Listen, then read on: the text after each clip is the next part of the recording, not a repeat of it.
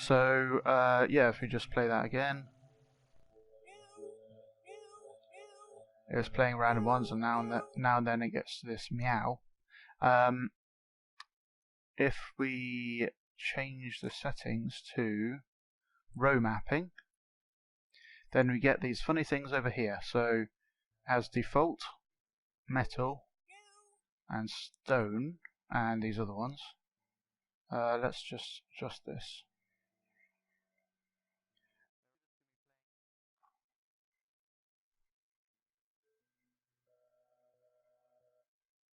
Okay, so do they sound different enough? Kind of.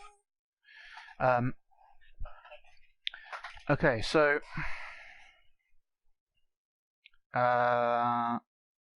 first let's put that one. No, first let's I'll describe what these refer to. So when you walk on stuff or make any sort of collision between two sculpts, there is an audio surface type on every sculpt. It's usually on default, but then you have metal, stone, wood, dirt, gravel, grass, and liquid. And these don't have to. It doesn't. These are just like labels, like any other. They don't have to be one-to-one describing what it is, but it can help sometimes. So I think in the Ancient Times art kit, there might be gravel used for the snow footsteps, for example. Okay, so for this to work, actually I could probably fake it. So let's make a fat wire by bringing in a combiner, and there's a special type called collision. Now collision has an impact force, a surface type which is one of those, audio surface type, and a position which is the point at which it actually collided.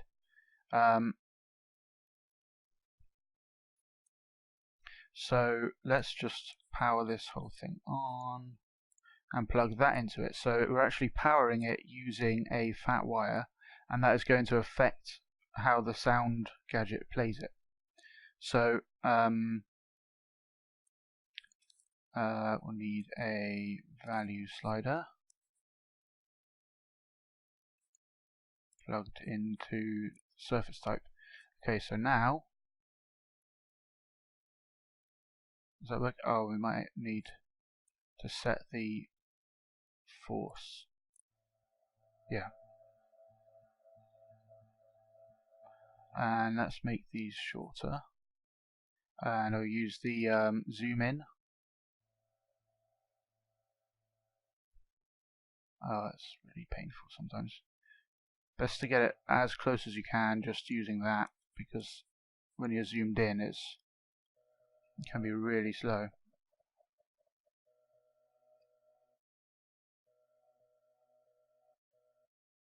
Okay. So you can see it's playing default over and over, because that's the only one flashing.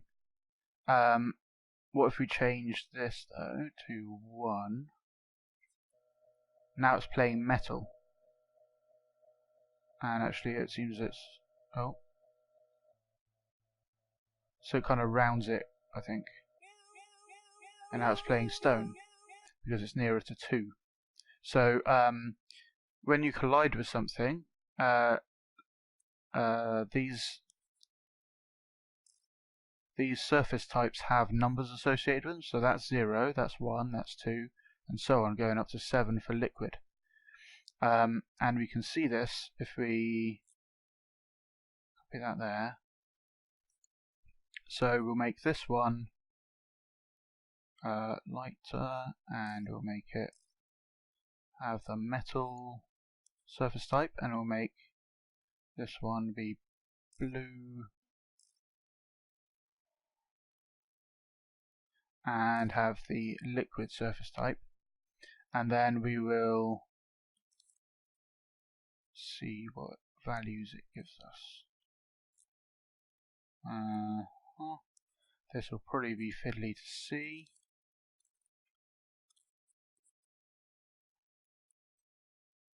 Put that there.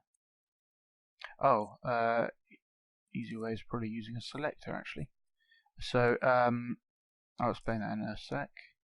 So let's get that foot impact collision that we used earlier, and it has those three same things: impact, force, surface type, and position. So we'll get the surface type, and so a selector has these different channels and only sends signals out of one active channel, and you can set which is the active channel using this port, active port input.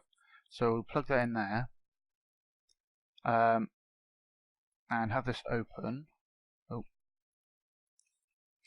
and move that down there so we can see, and then go into test mode and run around.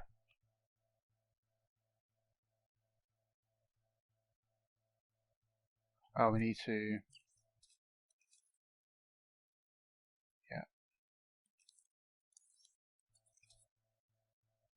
So you can see it's flickering on H, because that is it starts at 0, selector starts 0, so 0, 1, 2, 3, 4, 5, 6, 7. So that is, and if you count the same on here, it's 0, 1, 2, 3, 4, 5, 6, 7 to get to liquid. So it's sending out this special value, and then when we go here, it's sending out 1. Actually, if we just change that, make it more obvious, we'll set it to there. That should be 0, 1, 2, 3, 4, 5.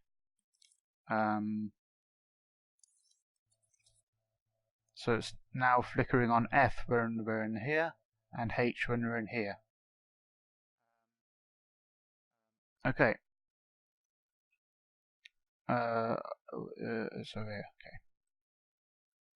So this is using those numbers, those special numbers, to play the right thing over here. So if we just plug in, instead of from our test thing over here, we just move that out of the way.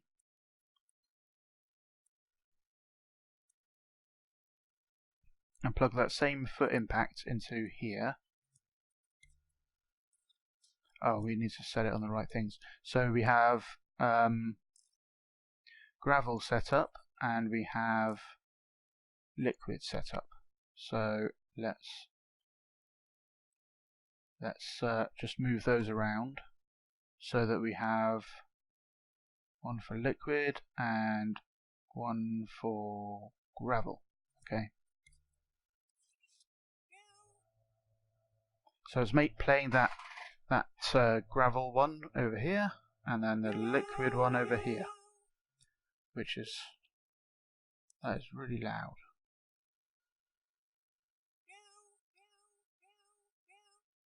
It's got these horizontal lines on the slice, and you can adjust the volume of the slice itself like that. So if we pin that to the screen again, move that down, not that much down, there we go, and test mode. So you can see it playing gravel when we're on the gravel surface, and then liquid on the liquid surface. Now if we but as we're running around, let's just make the liquid one bigger. Okay. It sounds very samey, and we can use those tricks we did earlier, but we don't have, like, it's restricted to this row, so it can't play these other ones randomly. But if we make a new slice like that, okay, and we have them on the same row, then we can see what happens. Oh. So I'll take a step, another step, another step. It's kind of hard to see with that actually. Let's put it on This all works with any kind of collision, by the way, whether it's from a collision sensor or any of these outputs for collision type things. So if we do it landing impact, then it'll have like a single impact instead of lots of them as you run around. So it's playing a random one from those, but it will always be a different one.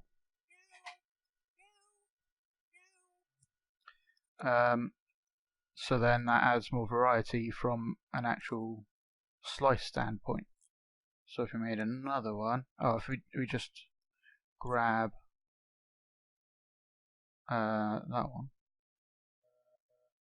and sometimes it will play that choir sound. So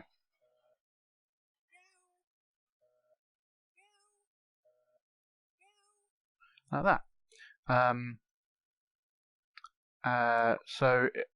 Now I'll demonstrate. So you can use it on this kind of thing on anything. If I just copy that out and just make a sculpt and add a impact sensor and then power this with the bump and make it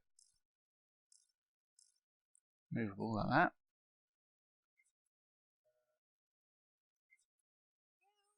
So it's doing the same thing. Pin that there. And if I drop it on here, then it'll hit the gravel. But it's not very loud because it's not a very big impact. Let's just make it a bit have more volume. So it's playing that gravel. If we copy a meow to it, then it works the same way. So if you do a completely custom character with animations and whatnot, you can do it. You can still have the impact sounds even if you're not getting this stuff from the puppet. So you can just wire any kind of impact, and I believe it works with like touching as well.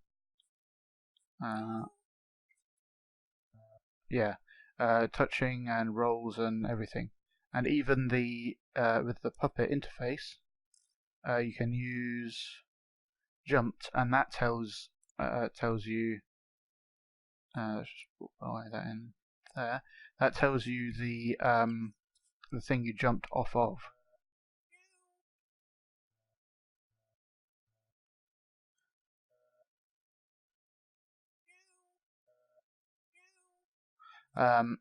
Which is really useful.